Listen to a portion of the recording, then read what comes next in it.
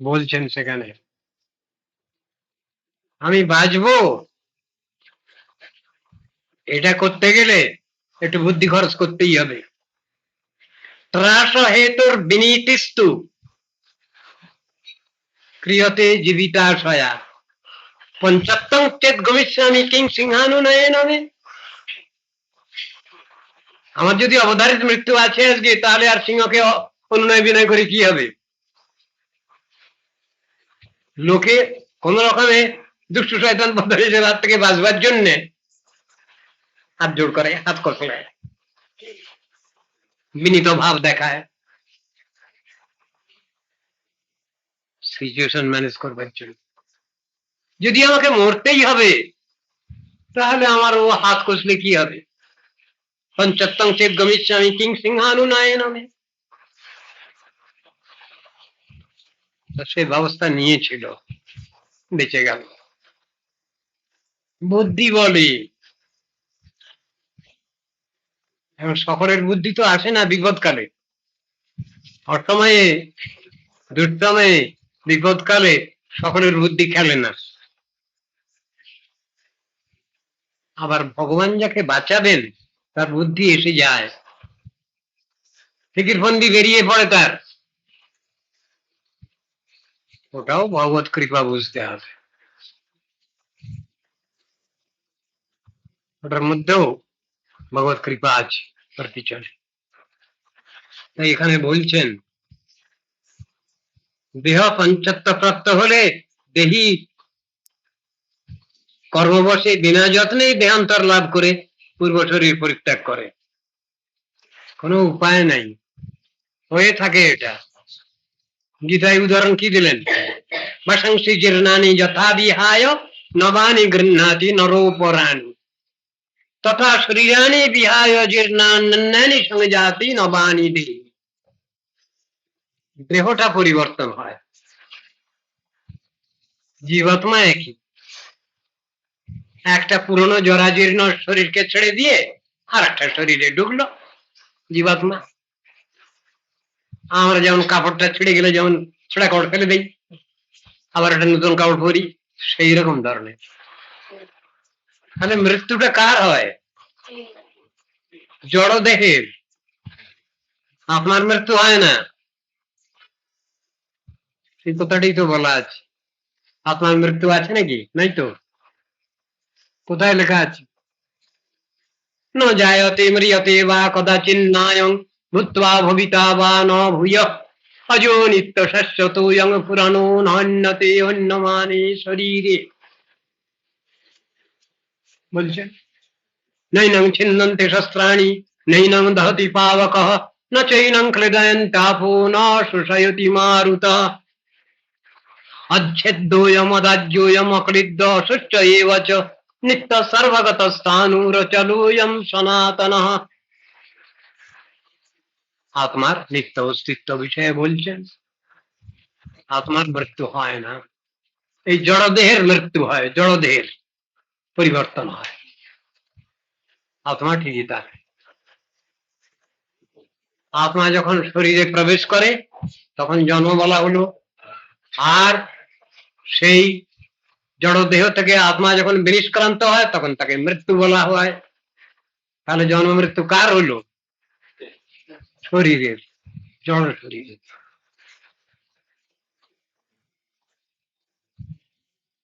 ব্রজংস্তিষ্ঠন পদৈকেন যথৈবৈকেন গচ্ছতি যথা তৃণজলৌকৈবং দেহি কর্মগতং গতঃ। এ কথাগুলো সব বসুদেবের কথা আসছে, ওই শয়তানটাকে বুঝাচ্ছেন যে তখনও চুলের মুঠি ধরে ধরে আছে, কংসকে বুঝাচ্ছি। যেরূপ গমনকালে মানুষ এক পদ ভূমিতে স্থাপন করে অপর পদে ভূমি পরিত্যাগ করে, সেরূপ তৃণজলৌকা মানে যোগ, এক তৃণ আশ্রয় করে পূর্বাশ্রিত তৃণ ত্যাগ করে, সেরূপ দেহাভিমানী জীব কর্মযোগ্য শুভাশুভ দেহ গ্রহণ করে পূর্ব দেহ পরিত্যাগ করে। সুতরাং তুমি অত দুশ্চিন্তা করছো কেন? স্বপ্নে যথা পশ্যতি দেহ মিদৃশম मनोरथेनाभिनिविष्ट चेतना दृष्ट श्रुताभ्यं मनसानुचिन्तयन् प्रपद्यते तं किमपि जपस्मृति।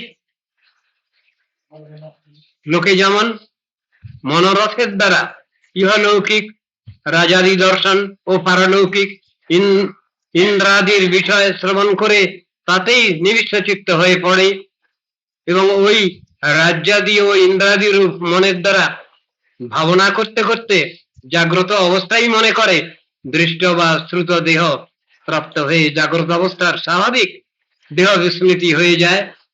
স্বপ্নেও এইরকম রাজাদি রূপ শরীর প্রত্যক্ষ করে। তদ্রূপ জীব কর্মবশে দেহান্তর প্রাপ্ত হয়ে পূর্ব দেহ পরিত্যাগ করে থাকে। 54 ধর্মের কাহিনী।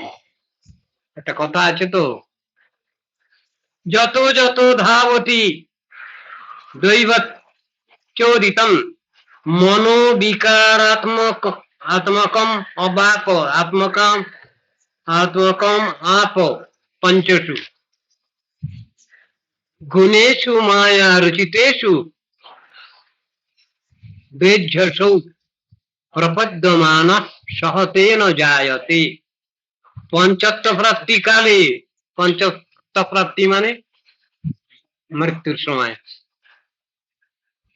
ইন্তেকালের সময়, বিকারাত্মক চঞ্চল মন ফলাভিমুখী কর্ম দ্বারা প্রেরিত হয়ে মায়া কর্তৃক নানা দেহরূপে বিরচিত পঞ্চভূতগণের মধ্যে যে যে দেহের প্রতি ধাবিত হয় এবং অভিনিবেশে যে যে রূপ প্রাপ্ত হয়, তদবস্থ মন সেই সেই দেহ ও মনকেই আমি এই রূপ বুদ্ধি করে মনের সঙ্গে জন্মান্তর গ্রহণ করে। অনেক বিচারের কথা। জ্যোতির্যথৈবোদক পার্থিবেশ্যদ সমীর বেগানুগতং বিভাদ্যতে এবং সমায়া রচিতেশ্বসৌ পুমান গুণেষু রাগানুগত বিমুহ্যতি। যেরূপ এই চন্দ্রাদি জ্যোতি পদার্থ জলপূর্ণ মৃন্ময় ঘটাদিতে অথবা জল ও তৈলাদিতে প্রতিবিম্বিত হয়ে বায়ুর বেগের অনুগত কম্পনাদির ধর্মযুক্ত বলে প্রতিভাত হয়, তদ্রূপ এই জীব নিজ অবিদ্যা কল্পিত দেহ ও মনাদিতে আসক্তিযুক্ত হয়ে বিমোহিত হয়। দেহ ও চিদাভাস মনের ধর্ম আত্মাতে আরোপ করে থাকে। কথাটা কি? মানুষের সঙ্গে একটা লাঠির সম্পর্ক নাই, কিন্তু একজন যদি লাঠিটাকে ধরে থাকে আর লাঠিটার পরে যদি কেউ আঘাত করে তাহলে তার হাতে লাগে কিনা? লাগবে তো। কিন্তু লাঠিটাকে ফেলে দিলে তো তার লাগাবে কি কোনো ব্যাপার নেই। জীবাত্মা ওই রকম শরীরকে আশ্রয় করেছে, মনে করছে জীবাত্মা আমার লাগলো বোধ হয় একটু, কিন্তু আত্মার কিছু লাগে না। মনের লাগে, মন ওরকম মনে করে। পৃথক যখন আছে আত্মা তখন কোনো ব্যাপার নেই, যখন শরীরকে আশ্রয় করে আছে তখন সে মনে করছে আমার কিছু অসুবিধা হচ্ছে, আমার কিছু কষ্ট হচ্ছে।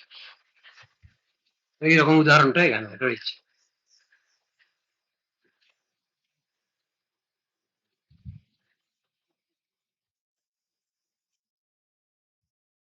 তস্মান্ন কস্যচিৎ দ্রোহম আচরেৎ স তথাবিধ আত্মনঃ ক্ষেমম অন্নিচ্ছন দ্রগ্ধুর ওই পরতো ভয়ম। অতএব যখন অসৎ কর্মই অশুভ দেহের জনক, তখন যে শুভাশুভ মতিমান পুরুষ নিজের মঙ্গল কামনা করেন তিনি কারো হিংসা করবেন না। আত্মার কল্যাণ কামনা যদি করেন, এক জীবাত্মা আর এক জীবাত্মার যদি কল্যাণ কামনা করেন, তাহলে সেখানে অশুভার কোনো ব্যাপার নেই, ঈর্ষা হিংসার কোনো ব্যাপার নেই। সেখানে তিনি কাউকে হিংসা করতে পারেন না, কারণ পরদ্রোহী ব্যক্তির ইহলোক ও পরলোকে অপরের নিকট থেকেও নিশ্চয়ই ভয়ের সম্ভাবনা আছে। পরদ্রোহীর পর মানে কি? এখানে অপর, পর মানে এখানে ভালো অর্থ নয়, পর মানে অন্য। অন্যের যারা ভালো দেখতে পারে না, ভালো সহ্য করতে পারে না, তারা হলো পরদ্রোহী। ভালো দেখতে পারে না, ভালো শুনতে পারে না, এইরকম ব্যক্তির ইহলোক ও পরলোকে অপরের নিকট থেকেও নিশ্চয়ই ভয় আছে। যুক্তির কথা, যুক্তির কথা এটা। এষা তবানুজা বালা কৃপনা পুত্রিকোপমা অন্তং নারসি কল্যাণী ইমাং তং দীনবৎসল। এখন আরো কিছু স্নেহ মমতা উদ্রেক করবার জন্য একেবারে মোলায়েম করে নিয়ে এসছেন। এই দীনা বালিকা দেবকী তোমার কন্যা তুল্যা, স্নেহপাত্রী, কনিষ্ঠা ভগিনী, তুমি দীনবৎসল, অতএব এই বৎসলাকে বিনাশ করা তোমার যোগ্য নয়। কত যুক্তি দেখানো হচ্ছে। শ্রী শুক উবাচ এবং সমভির ভেদৈর বৌদ্ধ মানবী দারুণ ন নবর্তত কৌরব্য পুরুষাদান অনুব্রত। সুখদেব বলছেন, এ কুলভূষণ একে কংস অতিশয় নৃশংস, তাতে আবার সর্বদা দৈত্যগণের পরামর্শের অনুবর্তী। সুতরাং বসুদেব পূর্বোক্ত প্রকারে শান্ত বচনাদি দ্বারা মিত্রতা প্রয়োগ ও পারলৌকিক ভীতিজনক বাক্যের দ্বারা ভয় প্রদর্শন করে বুঝাইলেও কংস ভগ্নিবধ থেকে নিবৃত্ত হচ্ছে না। ওই যে চরণাসনী ধর্মের কাহিনী। নির্বন্ধং তচ্ছত্তং জ্ঞাত্বা বিচিন্ত্য আনকদুন্দুরি প্রাপ্তং কালং প্রতিগোঢ়মিদং তত্রান্যপদ্যত। বিশ্বাস করলো না, এত কথাতেও তার বুদ্ধি ফিরল না। বসুদেব কংসের ভগ্নি হনন বিষয়ে আগ্রাহাতিশয্য বুঝতে পারলেন, মানে ওকে মারবেই, এবং বিশেষ রূপে চিন্তা করে উপস্থিত কালের প্রতিকারার্থ বক্ষমান উপায় স্থির করলেন। একে তো কোন রকম বোঝানো যাচ্ছে না, তাহলে এখন অন্যরকম যুক্তি নিতে হবে, অন্যরকম বুদ্ধি। কি বুদ্ধি? এর ছেলে থেকে তো হয়, আচ্ছা এর গর্ভে যত ছেলে হবে সব তোমায় দিয়ে দেবো, তাহলে হবে তো? মৃত্যুর বুদ্ধিমতার পূজ্য যাবৎ বুদ্ধি বলোদয়ম যদ্দশৌ না নিবর্তেত নাপরাধস্তি দেহি না। এই তো এরকম কথাটা এসে গেছে। বুদ্ধিমান ব্যক্তি তার বুদ্ধি ও বলের আবির্ভাব কাল পর্যন্ত যাতে মৃত্যু হতে পরিত্রাণ পাওয়া যায় তদ বিষয়ে নিশ্চয়ই তিনি প্রতিকার করবেন। এসে গেছে খুব দুর্যোগ, ভীষণ বিপদ। বুদ্ধিমান ব্যক্তি কি করবেন? তিনি বুদ্ধি করবেন যাতে বিপদ থেকে উদ্ধার পেতে পারেন, বাঁচতে পারেন। যদি পূর্বোক্ত প্রণালীতে মৃত্যু নিবারণ করতে না পারেন তাহলে দেহির কোন রূপ অপরাধ নাই। ওই যত্নে কৃতে যদি নসিদ্ধতি কত্র দোষ। অনেক চেষ্টা করলাম তো কিছুতেই কিছু হচ্ছে না, তখন জানতে হবে নির্বন্ধ, কোনো উপায় নেই। আগে মানুষের এরকম বুদ্ধি আসে না, অনেক পরে যখন সব শেষ হয়ে যায় তখন আর কিছু করবার থাকে না, নো আদার অল্টারনেটিভ, তখন মুশকিল। বুদ্ধির উদয়, সদ্বুদ্ধির উদয় হয় না তো সাধারণ ভাবে মানুষের। ওই যে ভাগবতের শ্লোক আছে, মতির না কৃষ্ণে পরত শতর্বা মিথো বিপদ্যত গৃহব্রতানাম। নিজের বুদ্ধিতে আসবে, সদ্বুদ্ধি আসে না। কেউ পরামর্শ দিল, শুনবে না, মানবে না, নিতে পারবে না সে কারো কথা বিশ্বাস করবে না। অদান্ত গভীর বিশদান্ত মিশ্রাং পুনঃ পুনশ্চর্বিত চর্বনানাম। সাধারণ মানুষের পক্ষে এই অবস্থা হয়, কি হবে সেখানে? যা হবার তাই হবে। প্রদায় মৃত্যবে পুত্রান মোচয়ে কৃপণামিমম সুতামে হৃদি জায়েরন মৃত্যুর্বো ন ম্রিয়েত চিত বিপর্যয় বা কিং ন সদ গতির ধাতুর দূরত্বয়া উপস্থিত নিবর্তিত নিবৃত্ত পুনরাপতিত। একটা উপায় স্থির করছেন, আমি মৃত্যুরূপী কংসকে সৎ পুত্রকে সমর্পণ করব, এই প্রতিজ্ঞা করি, তাহলে হয়তো শুনবে। সম্প্রতি এই দীনা ভার্যাকে এইভাবেই রক্ষা করতে হবে। যদি আমার ভার্যার পুত্রোৎপত্তির পূর্বেই কংসের মৃত্যু হয়, তাহলে তো সর্বপ্রকারেই মঙ্গল। ওই চিন্তাটা কি করেছিলেন বৈষ্ণবের? না, ওটা একটা ব্যাখ্যা দিয়েছেন, এটাও তো হতে পারে। যদি আমার পুত্র জন্মে আর কংস যদি শতম মৃত্যুর কবলেই কবলিত নাই হয়, তাহলে আমার পুত্র কি ওকে বিনাশ করতে পারবে না? যুক্তির কথা। দুটোই লেখা থাকে, হত্যাকারী এবং যিনি হত হবেন, দুজনের বিষয়ে আলোচনা আছে শাস্ত্রে। প্রথম অন্যায়টা কে করলো, এই নিয়ে শাস্ত্রে আলোচনা। বহু ঘটনা ঘটে যাচ্ছে, বদলা নেওয়া রাজনীতিতে আছে। তুমি আমার 5টা লোককে খুন করেছো, তোমার 10টা লোককে খুন করো, বাজে বাজে কথা, বাজে বাজে যুক্তি, এর কখনো শেষ নাই। বোকা লোকের যুক্তি, ওইভাবে জিনিস ঘটে না। মূল কালপ্রিট কি, মেন কালপ্রিট যে, এই নিয়ে কথা আসছে তারই বারবার। এইটা কে বিচার করবেন? প্রথম অন্যায়কারীর কথা বিচার করবেন কে? তো জন্ম জন্মান্তর ধরে এই ঘটনা ঘটে।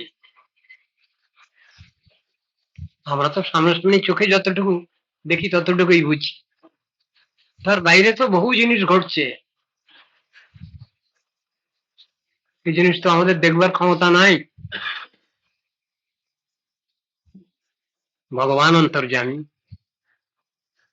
ভক্ত অন্তর্যামী, গুরু বৈষ্ণব অন্তর্যামী, ঠিক সেইভাবে জিনিসগুলো হয়। আমাদের বুদ্ধি কি এমন আছে? পূর্ব জন্মেতে ভালো মন্দ কত কি ঘটনা ঘটছে, সেগুলো হিসাব কে করবেন? একজন লোক করেন, তারপরে ভারও দেওয়া আছে, আর তিনি বোধহয় করতেও পারেন। কে তিনি? যমরাজ। ওর কাছে কি ফিলোসফার শ্রম আছে? তাই দিয়ে করেন উনি। খাঁটি শোনা দরকার আমার, এখন তো আবার খাঁটি শোনা আবার বললে মুশকিল। 22 ক্যারেট 24 ক্যারেট এইসব কথা আসবে, সেইটাই যদি আমি ঠিক দামে পাই, তাহলে তো একজন সাহায্যকারী দরকার আমার। আমি তো চিনি না। একজন জহুরি আমার সঙ্গে থাকবেন, সেই জহুরির হাতেও একটা স্টোন থাকবে, তার কি নাম? কষ্টি পাথর। তিনি আঁক টেনে দেখবেন এটা কত পার্সেন্টে গোল্ড, কত ক্যারেট গোল্ড। দাম দস্তুর করে, হ্যাঁ এটা নেন, এটা আপনার ঠকতে হবে। তো আমি কারো কথা মানলাম না, আর নিজেরটাও বিশ্বাস করলাম না, নিজেও বুঝি না, তাহলে কি হবে? এগুলো তো বিচারের কথা আছে। তাই বলছেন বিধাতার ব্যবস্থা কারো খণ্ডন করবার সাধ্য নাই। সম্প্রতি আমি সব পুত্র দান করব, এইরূপ অঙ্গীকার করলে উপস্থিত মৃত্যু হাত থেকে রেহাই পাওয়া যাবে। কালান্তরে যদি পুনরায় মৃত্যু হয় তাহলে তাতে আর আমার কোনো দোষই থাকবে না। আমি তো শেষ চেষ্টা করলাম। হম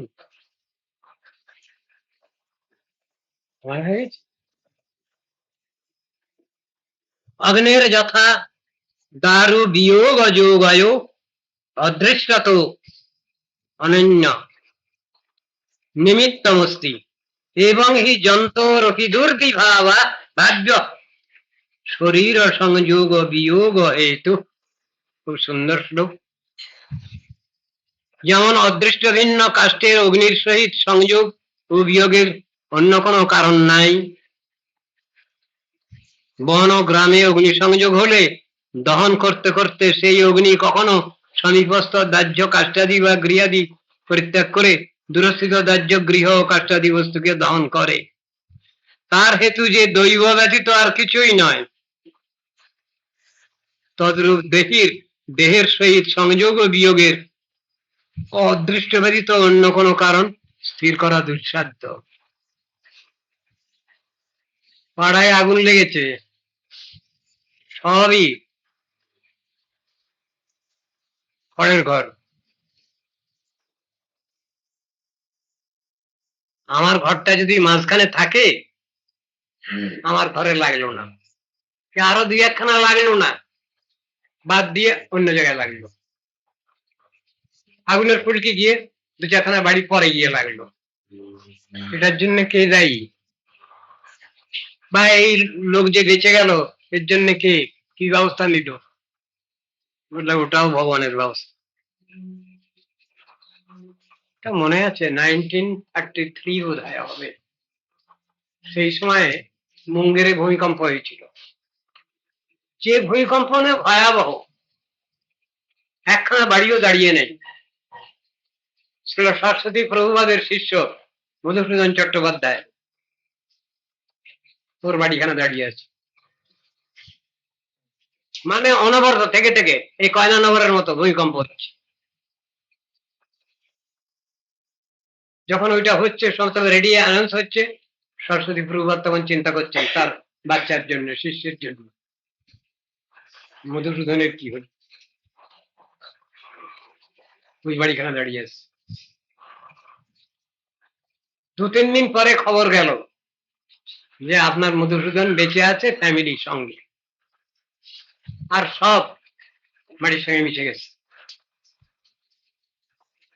কি রক্ষা করলো? কিভাবে একখানা বাড়ি দাঁড়িয়ে থাকলো? এর কি কারণ? কে এর ব্যাখ্যা দেবে? একখানা জাহাজ যাচ্ছিল ব্রাজিলে, জাহাজ ডুবি হলো, যে যার মতো সব ঝাঁপিয়ে পড়লো। সাঁতার কাটতে কাটতে অনেক জন্তু জানোয়ারের মুখে সব শেষ হয়ে গেল। অনেক এক বুড়ি মা ছিলেন, তার বয়স হচ্ছে তখন 72 বছর। তিনিও সাঁতার দিচ্ছেন, তার সঙ্গে বহু লোক সাঁতার দিচ্ছিল। সব জন্তু জানোয়ারের পেটে চলে গেল, অসাড় হয়ে গিয়ে ডুবে গেল। উনি তখনও সাঁতার দিচ্ছেন। কিছুক্ষণ পরে দেখছেন বুড়িমা একটা জন্তু তার দিকে ছুটে আসছে। তিনি বলেন এবার হয়ে গেল, আমার শেষ। কিন্তু না, এই জানোয়ারটা এসে ওকে ভাসিয়ে তুলে রাখলো। কে পাঠালো ওকে বাঁচাবার জন্য? আমেরিকান রিপোর্টার কাগজে বেরিয়েছিল খবরটা, what God wills no frost can kill. বলছেন সে এটা এত বড় যে 7-8 জন লোক বসতে পারে তার উপরে, সে কচ্ছপটার উপরে। 4 দিন পরে সেই রুটেতে আবার জাহাজ এসেছে, ছুটে যাচ্ছে জাহাজের দিকে। বাইনোকুলার দিয়ে ক্যাপ্টেন দেখছেন যে জলের পরে একটা মেয়ে ছেলে বসে আছে। দূর থেকে তো আর জলের লেভেলে এটা আছে।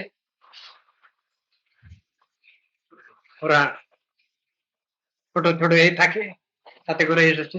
এসে দেখেন না, ও তো একটা আশ্রয়ের উপরে বসে আছে। সঙ্গে সঙ্গে গেল। ওই কচ্ছপটা গেল জাহাজ পর্যন্ত, ওকে তুলে নিল। যতক্ষণ পর্যন্ত জাহাজ তার দৃষ্টির আড়াল না হচ্ছে ততক্ষণ পর্যন্ত তাকিয়ে আছে কচ্ছপ। ওই বুড়িমা বাঁচলেন, আর কেউ বাঁচল না।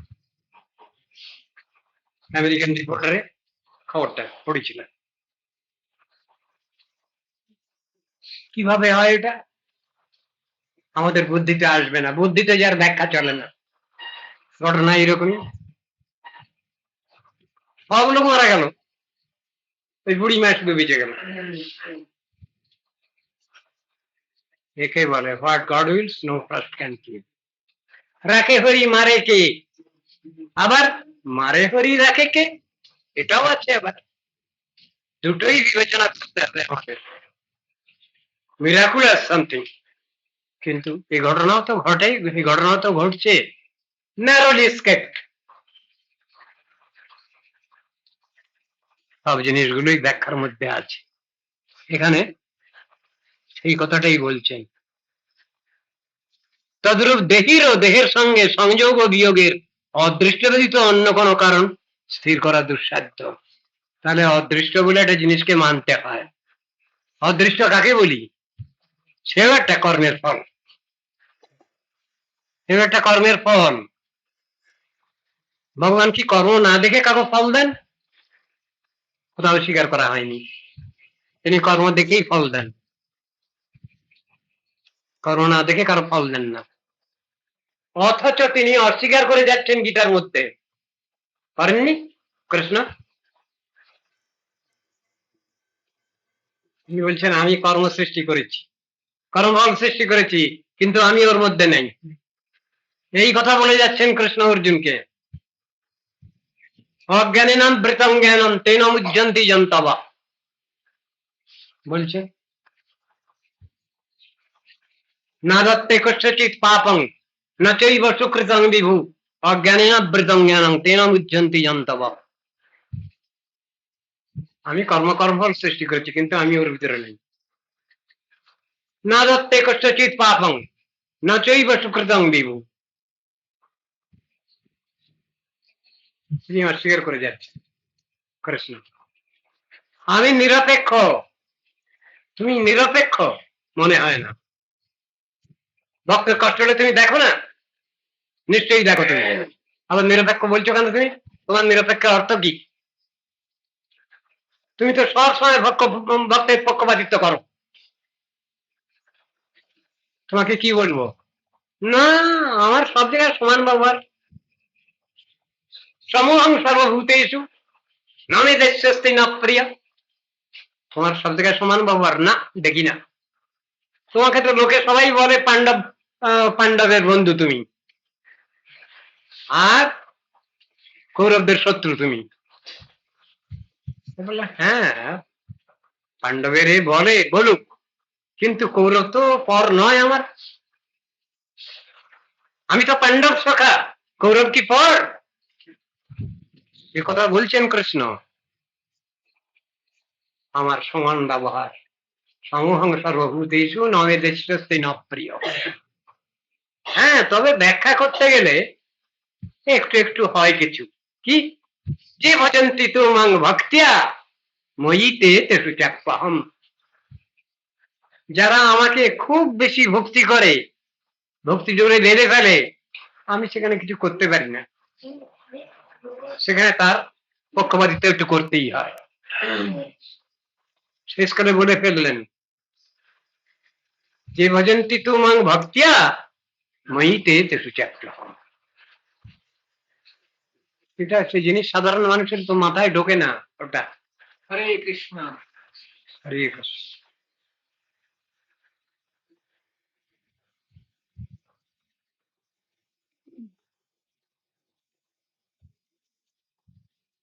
তাহলে অদৃষ্ট নিয়েই শেষ। আজ অদৃষ্ট নিয়ে শেষ হবে আমাদের আলোচনা। অদৃষ্ট মানে কি তাহলে? অদৃষ্ট কর্মের ফল, অদৃষ্ট কর্মের ফল। একটা লোক মারা গেছে, শ্মশানে গড়াগড়ি যাচ্ছে, তাকে পুড়িয়ে দিয়েছে, তার খুলিটা পড়ে আছে শ্মশানে, রাস্তার পাশ দিয়ে লোক যাচ্ছে সব। একজন জ্যোতিষীও যাচ্ছিলেন, তিনি দেখলেন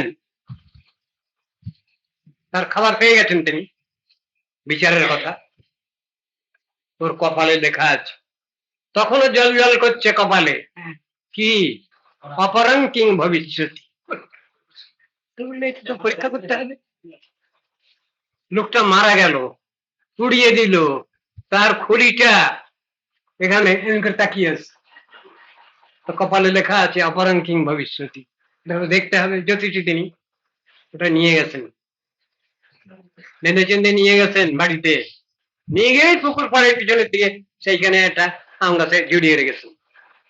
আর রোজ একবার চান করার সময় দেখেন লেখাটা কোনো পরিবর্তন হচ্ছে কিনা, দেখছেন একটু একটু করে ফেড হয়ে আসছে। দেখতে হবে। এই যে অফিসে যাচ্ছেন তিনি, অফিসও করেন, আর রোজ ওই চান করার সময় তো অনেকক্ষণ ধরে এনে করে তাকিয়ে থাকে, জ্যোতিষী লোক তো মিলায়। অফিসে চলে যাওয়ার পর গেছে, গিয়ে দেখে কি কি দেখে একটা মরার খুলি, বলে নিশ্চয়ই বোধহয় এর লাভার ছিল, সেই জন্য দেখে, খুব রাগ হয়েছে, একবার এখন ইট টিট ছিঁড়ে দিয়ে গুঁড়ো গুঁড়ো গুঁড়ো গুঁড়ো করে পাউডার করে ফেলে দিয়েছে। অফিস থেকে এসে বিকেলবেলায় হাত মুখ ধুতে ঘাটে গেছে, দেখে আর নেই ওটা। জিজ্ঞেস করলেন এখানে একটা মরার খুলি ছিল, আর বলতে হবে না, বলতে হবে না।